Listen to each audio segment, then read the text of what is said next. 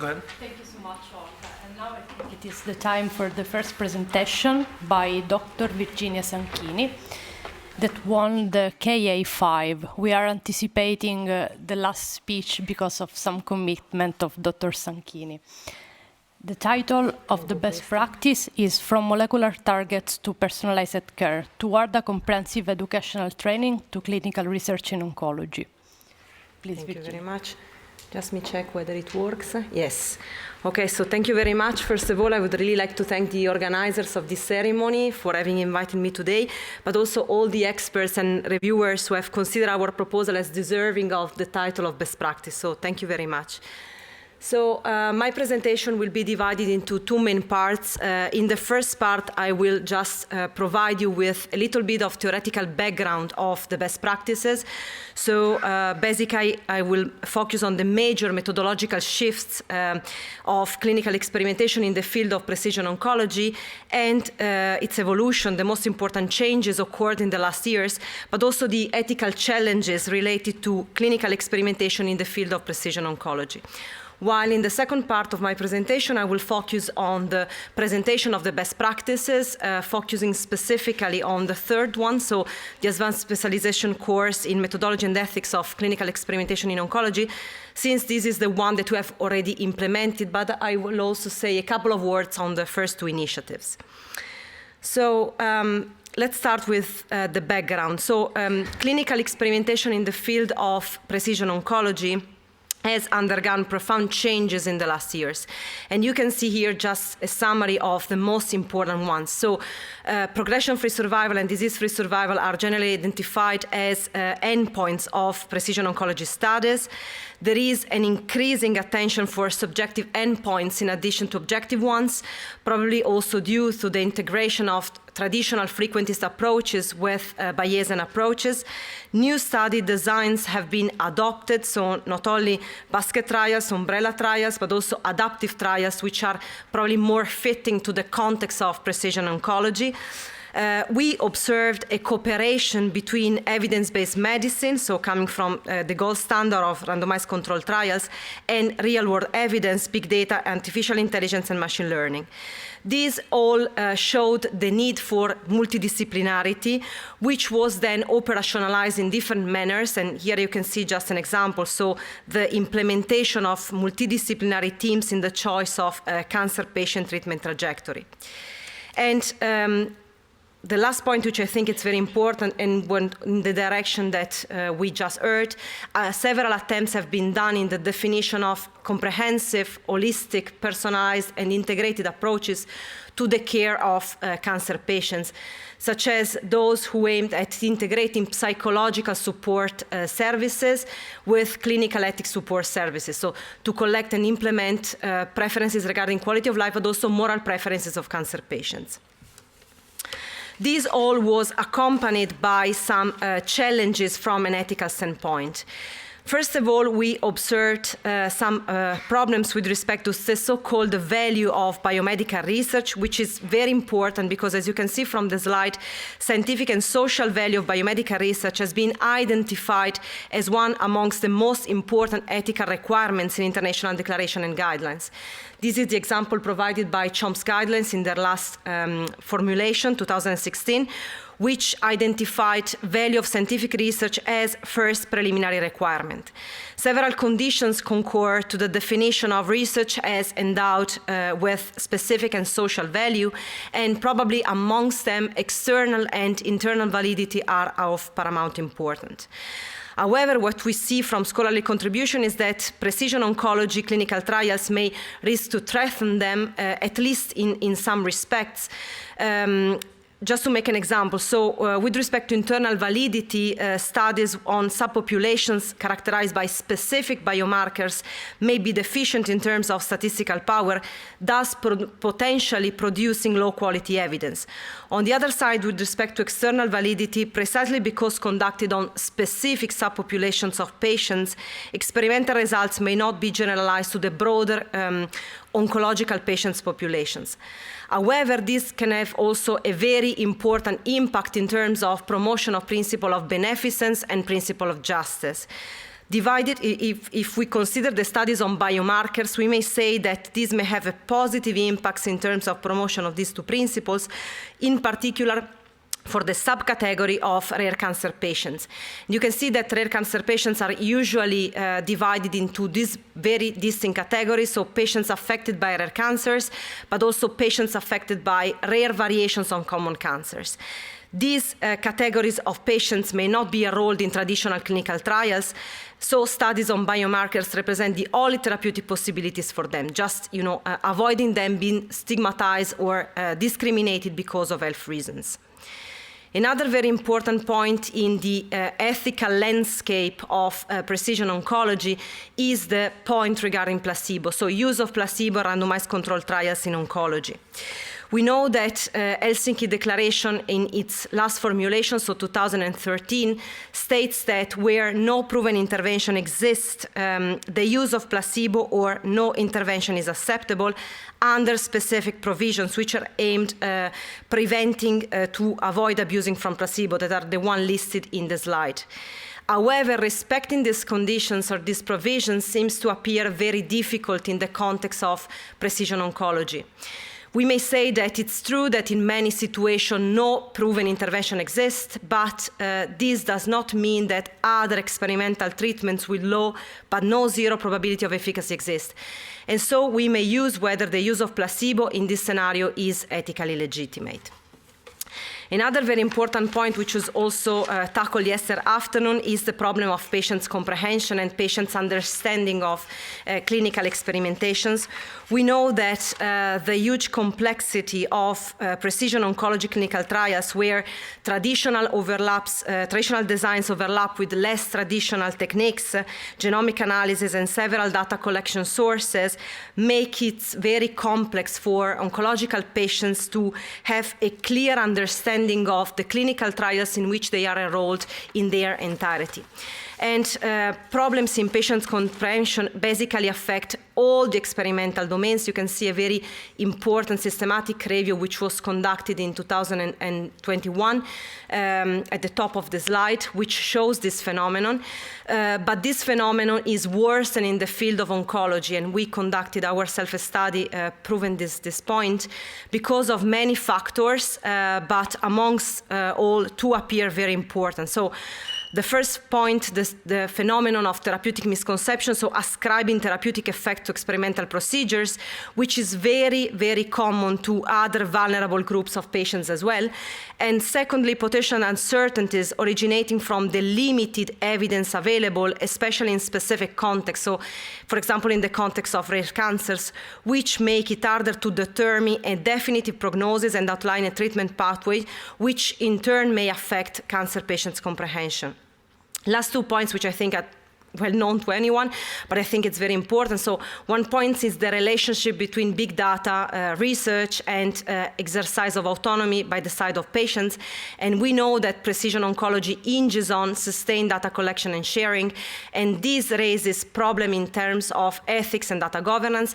These are just some of the most important questions. So which consent model should be adopted for data-intensive health research, so broad consent, dynamic consent, trust-based consent, but also what are the potential roles and functions of data access committees, so just secondary ethics oversight mechanisms or unique oversight mechanisms for at least retrospective studies, and then should we focus on opting in or opting out mechanisms, probably as most important means to promote participants' autonomy. And last point, fairness and resource allocation, which was one of the points raised in the previous presentation. We know that precision oncology is a very highly demanding practice, also from an economic standpoint.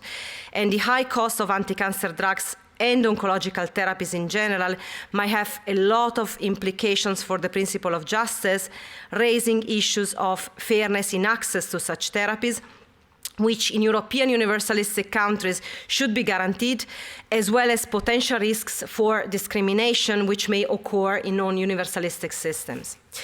So what above shows that in spite of its huge advantages, precision oncology clinical trials raise some complexity which require proper considerations. And in particularly, current literature shows that more attention is needed to the conceptualization of the ethical issues of clinical experimentation in oncology. We should complement already existing very important initiatives. So, for example, the ones from Rare Cancer Europe, but also the European Society for Medical Oncology.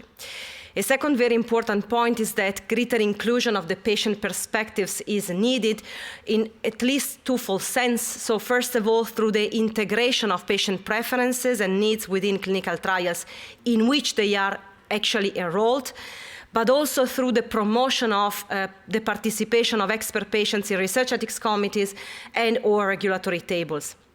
And the final point, which I think is very important, stakeholders involved in the conduction of clinical trials in precision oncology are nowadays required not only to possess robust scientific, regulatory, and methodological knowledge, but also expertise regarding ethics, psychology, and social issues regarding to clinical experimentation.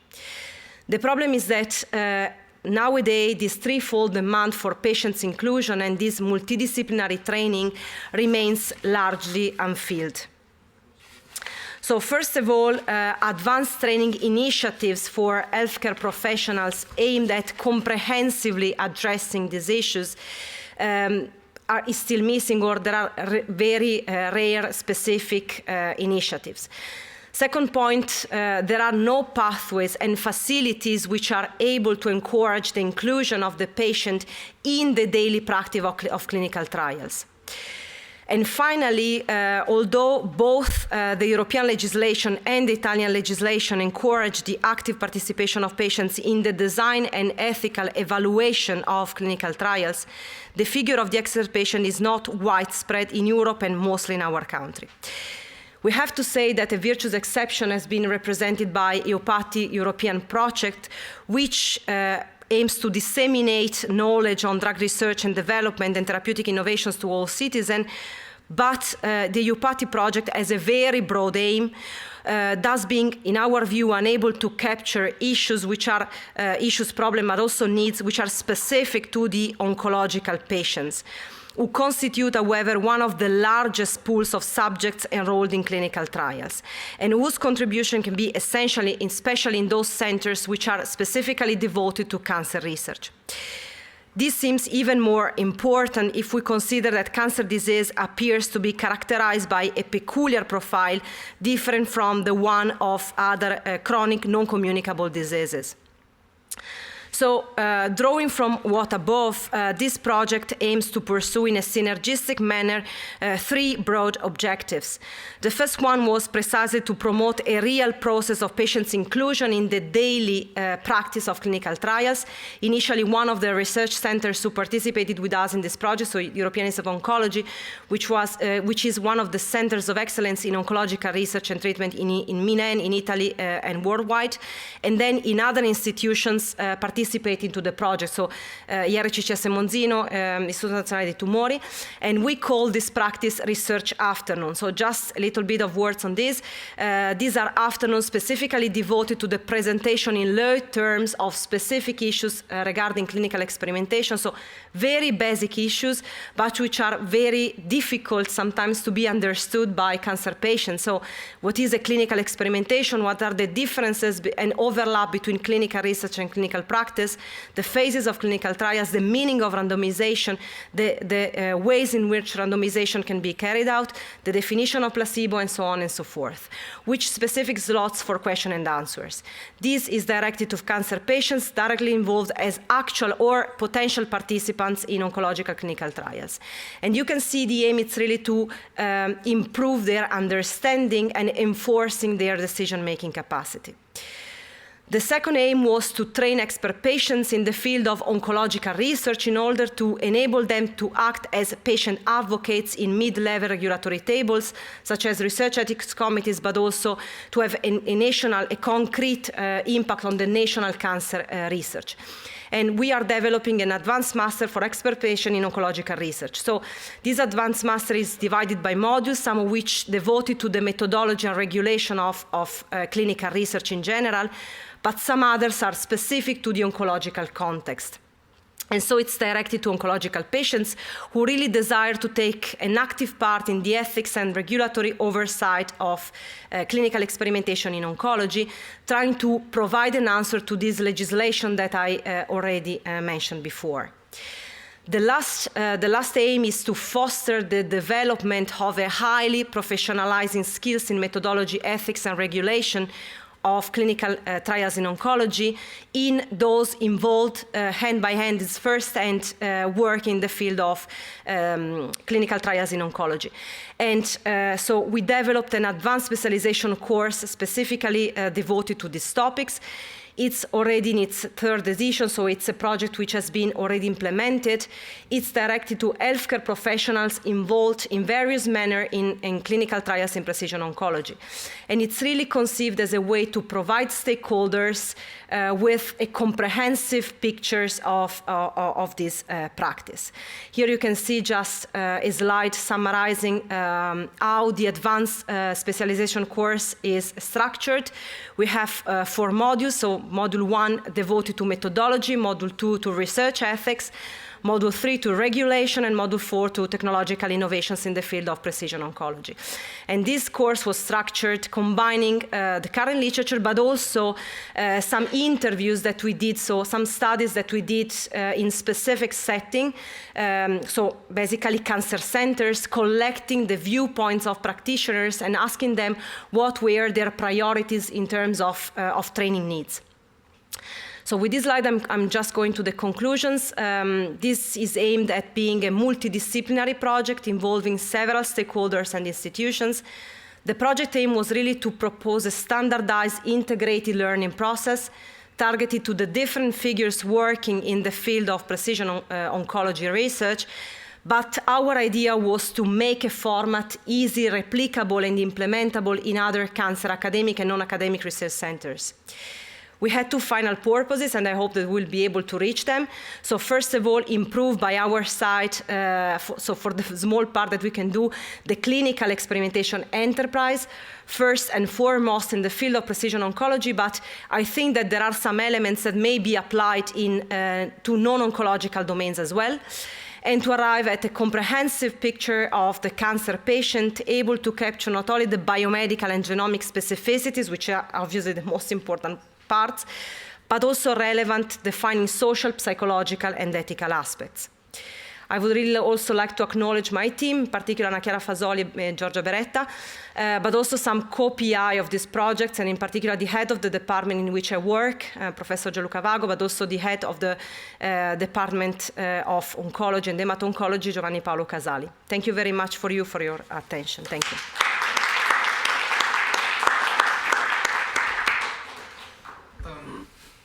Maybe just time for quick reaction, if there is any. I have one tiny question. Yes. You mentioned that, and this was so emerged yesterday from the KA5 workshop and the conference outcomes, that there is a complete lack of patient representative or expert patient in the ethical committees.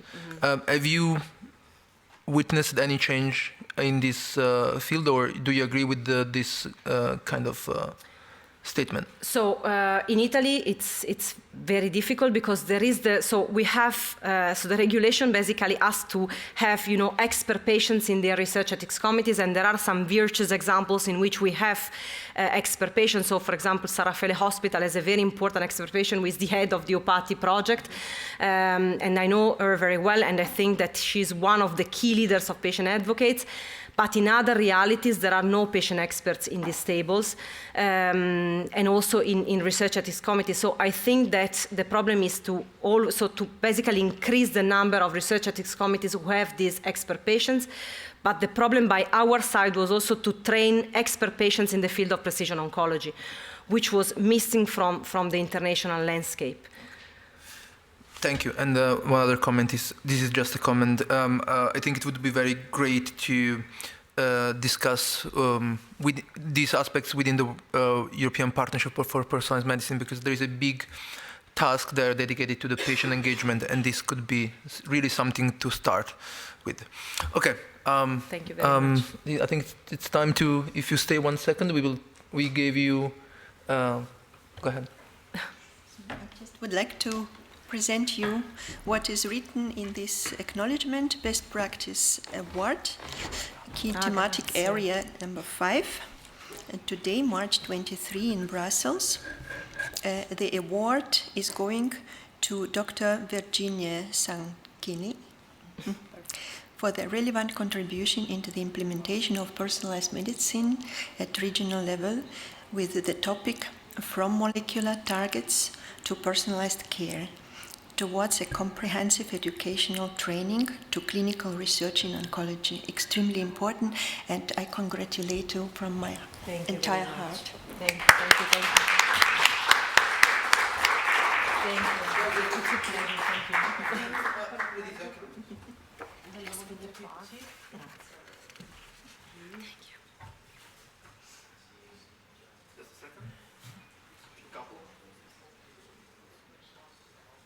Thank Thank you very much. Thank you very much. Thank you very much. Thank you. Grazie mille.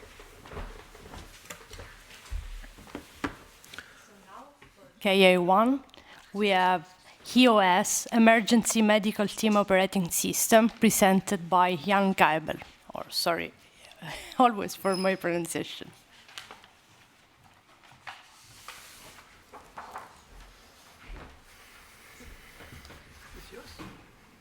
Here, go forward, backward, pointer. All right. Okay. So thank you very much. Ladies and gentlemen, my name is Jan Gebel. I'm a researcher and medical informatician with the University of Leipzig, and it is my pleasure to introduce to you the Emergency Medical Team Operating System.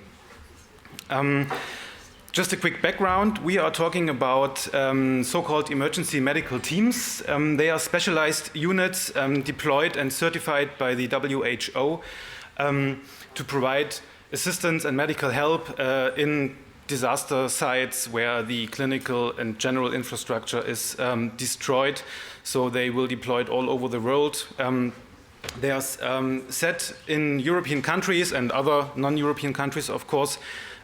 Today, maybe we will focus on the European teams. And there are different types, different sizes, different medical capabilities that come with them, starting with the type 1 mobile or fixed EMT, type 2 bringing a larger facility to the disaster site, type 3 being the largest one that is currently active, including, as you can see it, over 100 bed capabilities and ICU operating theaters and stuff like this. And there are also specialized teams, for example, bringing specialized burn care to the site. These teams, as I said, are certified by the WHO, and they are set on a mission most recently in Turkey and Syria after these horrible earthquakes. Several teams were operating there. This is just an excerpt from the WHO EMT Blue Book describing their capabilities and their operating standards. As you can see, there are different standards for these different types, starting with the triage, so the admission of the patient, the prioritization of the care, along with what types of wards there are available, what types of wound care and operative surgical care there is, fracture management and stuff like this. There are several other steps. Usually, these EMTs are set in tents that are built up on the site of the disaster, just to bring the missing infrastructure to the region and setting it up there. They usually operate for a couple of weeks, maybe exchange with other teams, maybe get some new supplies that they can stay longer. But this is the usual time frame that they will operate on. And yeah, this is just an illustration on how their work maybe looks like. Going back to 2017, there was a European project targeting a larger structure for the European Humanitarian Aid Initiative, because currently in Europe there are only EMTs until this type 2, so size 2, and there's only one type 3 in the world, which is currently based with the Israel Defense Forces, but in Europe there is no EMT 3. So this project, the European Modular Field Hospital project, targeted the goal to have one EMT 3 in Europe, modularized from the existing Team 1s and Teams 2 types 2. This was a feasibility study, so in the project runtime there were only concepts being made on how this can be brought together, how the different teams from different European countries can be modularized and put together to form such an EMT3 that might be deployable all over the world. And we, as the University of Leipzig, we had the luck to be asked and invited to conceptualize the IT infrastructure for this field hospital. And until then, we kept contact with all the existing teams in Italy, in Belgium, in Germany, in France, in Portugal, in Estonia, wherever. And we kept the idea of providing IT support and an electronic health record system for these EMTs. And this is what I would like to talk about today.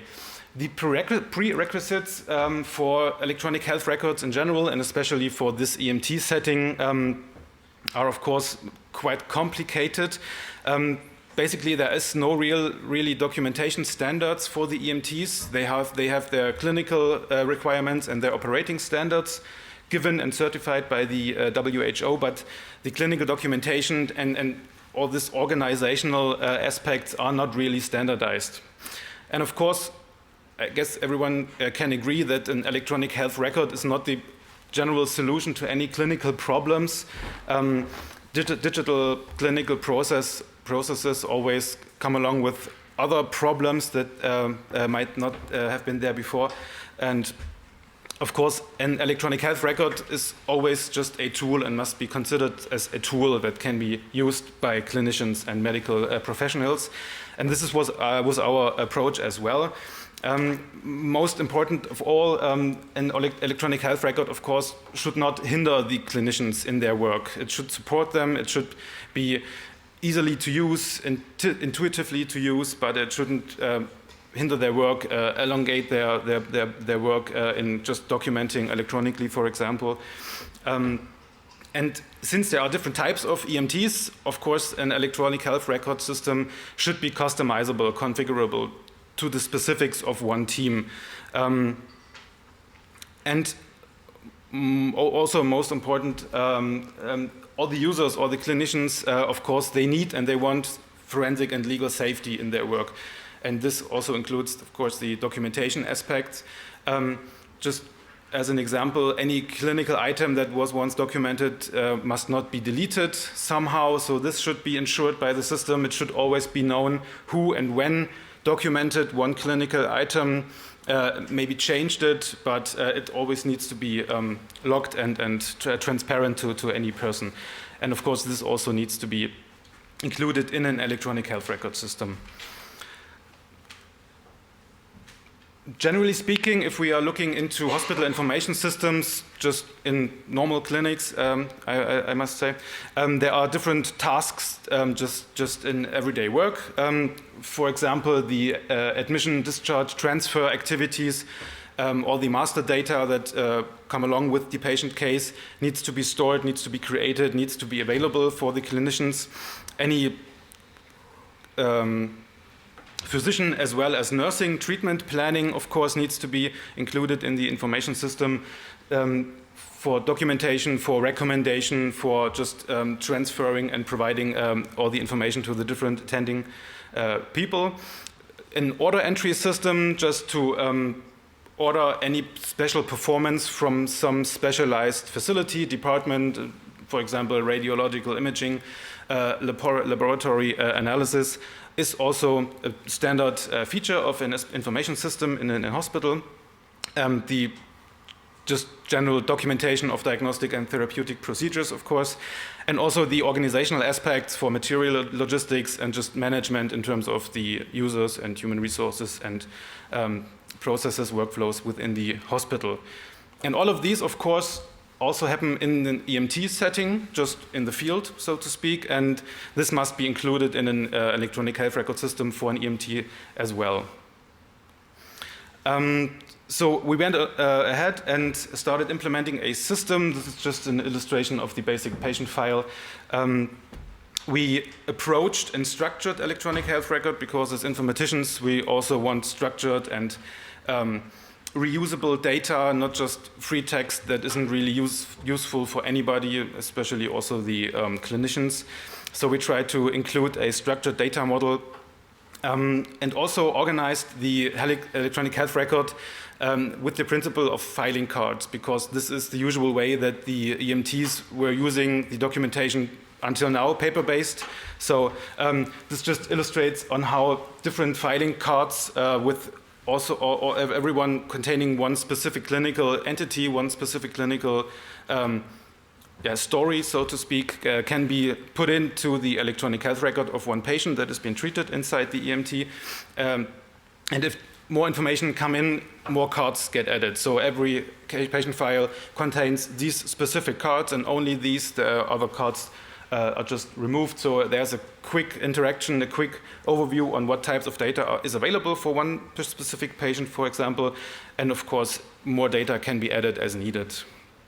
And we also, with the structured data model, achieved or tried to achieve a personalized representation of each patient, not just a generic history of what has been done, but a really personalized representation of all these specific characteristics of one patient, including the structured diagnosing and the just pointing to specific locations of specific diseases and combining these with the specific reports on or diagnose of this injury, for example.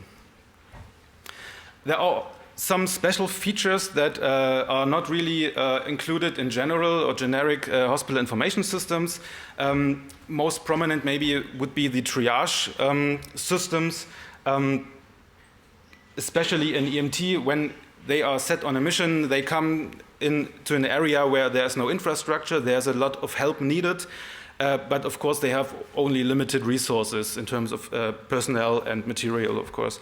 And there's always, in the beginning at least, the need to prioritize the patients. And this is the so-called aspect of the triage. And the triage, of course, also must be included into the documentation system. There are different triage systems that might be used. Different teams use different triage systems. So this also should be configurable so that each and every one team can use their specific triage system that they trained for, that they are used for. And there are two different modes. Usually, as I said at the beginning, when there's the mass casualty incident, a lot of patients just with limited resources, the prioritization is needed. Just patients get prioritized, treated earlier than other patients, for example. But after 1 week, this normalizes and the surge of patients gets a little less. So they can switch to the standard mode where they just can focus on one patient with all the resources that they have, and there's no need to have other people waiting, for example. And this process is implemented into the EOS system so that the documentation always follows the process of the clinicians and the workflows.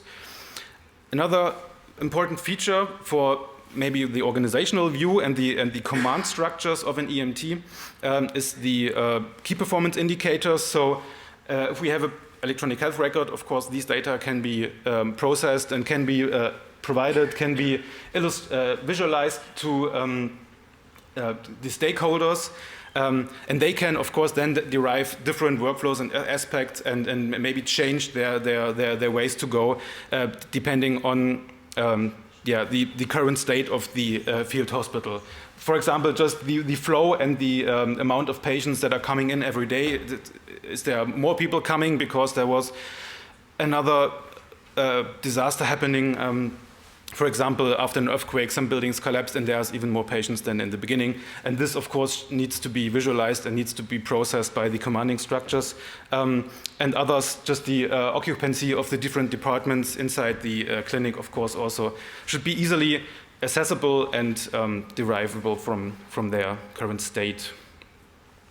And another key feature for the emergency medical teams is the reporting requirement. Of course, they are set on mission by the WHO or by their local Ministry of Health, for example, and they must report on a daily basis, on a weekly basis, just regularly, on their work in the field. How many patients did they admit today? How many patients are there in general? How many patients are really related to the disaster, or are there also a lot of patients that are indirectly or not related to the initial disaster? There's a different catalog of data that must be reported, given by the WHO.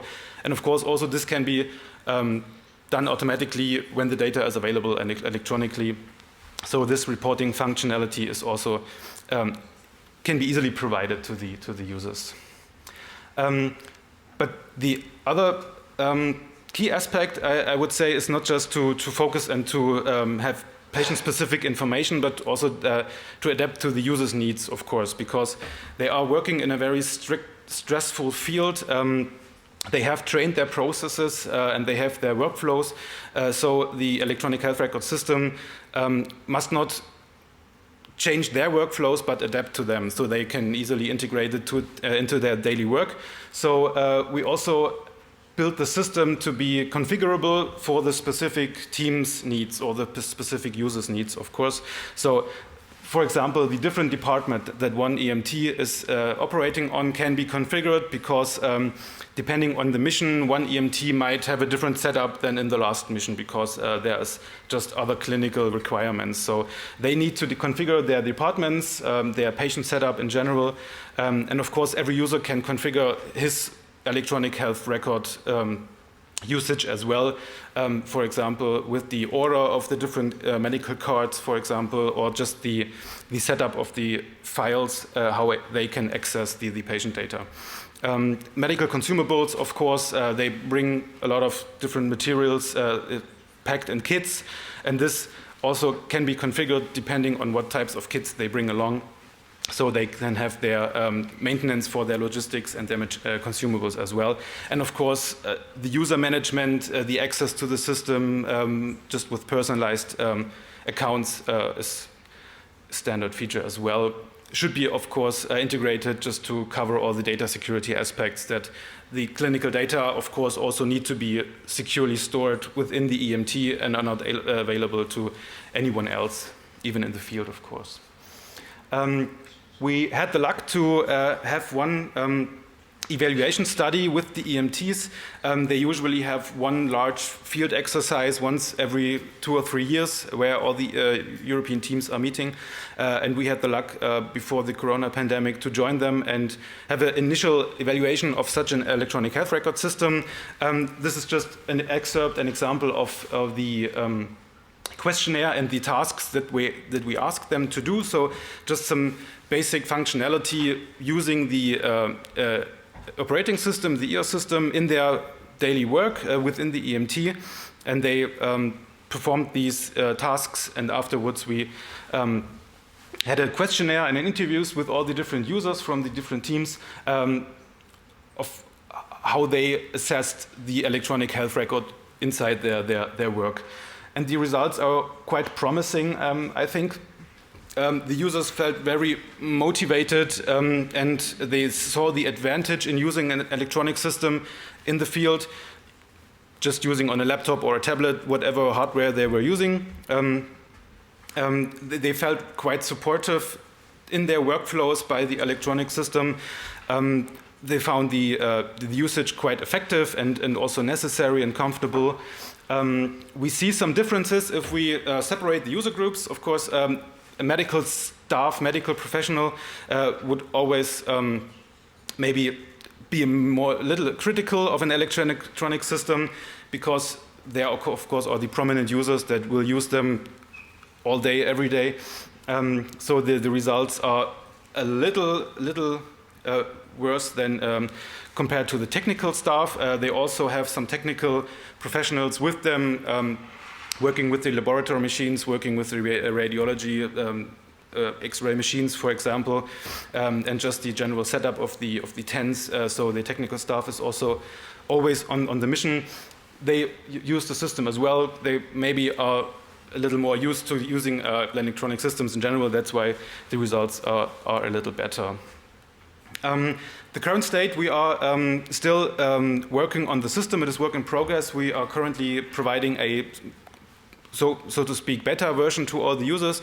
They play around, they train on the systems with their local setup, trying to integrate it into their use and into their workflows. But we are also planning to reevaluate the system as a medical product and started to develop based on the ISO standard for the development of medical software, so that in the end we can have it certified as a medical product and even provide a more, even safer product to the users. And of course, this is our goal and our way that we target this development. So as I said, currently there's a test phase with the users, and the modular field hospital project from 5 years ago is currently just before starting as a follow-up project called RESC-EU EMT. This generally plans to take the idea of the modular field hospital project in the past, adapt it a little, and try in the next years to really provide a European large structure, but still modular and more flexible to provide it to the disaster sites. And we were also asked to join the project, and we plan to finish the implementation, finish the certification, of course, include any other requirement that comes along with these special cells, for example, with the ICU department that is currently missing in Europe. Integrate the system with different other technical systems that are available. Talking to all these different teams over the past years really was quite difficult, because every team had other requirements, other wishes, other requests, and we all tried to cover them and to please all the users, but it separates a little. There wasn't no common ground, so to speak. So our goal would be to have this follow-up project, find a common ground also in the teams, have a common workflow, have a common technology, have common laboratory machines, for example, so they can be integrated into these electronic assistance systems as well. And we also plan to cover some scientific questions. In the past, we didn't really have the funding to include scientific aspects and really do some research. Just for example, some situation awareness inside the electronic system to provide even more assistance, effective assistance, maybe some automated processes, some prediction maybe on what types of patients to expect during one specific mission, and other aspects of clinical decision support. There is some evidence from the clinicians. So, for example, the University of Brussels here and the team from Belgium, they did some research on what types of data and types of patients to expect during different disasters. And these evidence data we would like to include, of course, in the system, and we are working with them and hopefully cover some of these aspects as well in the future. This is the team. These are the teams that we are working on. There are several others. Some of them are also still on mission in Turkey and Syria right now, but we keep close contact. The DG ECHO, Directorate General is also in contact with us, and maybe this follow-up project can start in the summer. We are looking forward to this. And yeah, this concludes my talk. Thank you for the attention, and I'm happy to answer any questions. Thank you.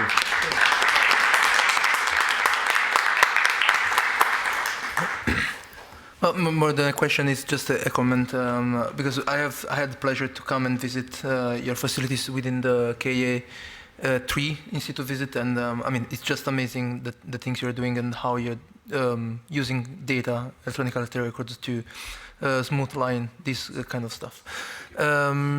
I don't know if there is any question because we are a bit late, so maybe we can bring the questions at the coffee break, and we will just now do the ceremony. Just Okay. a second.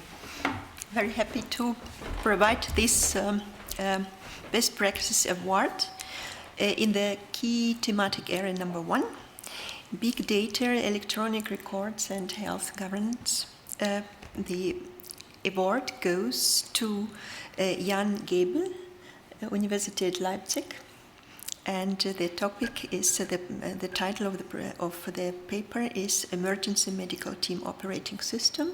I cordially congratulate you. It is extremely comprehensive and very useful, clinically relevant topic to reduce bureaucracy and really to be focused on the needs of the patient. So extremely important for both, for medical doctors and the patients. Congratulations, and I will be happy to supervise your publication in the journal. Congratulations.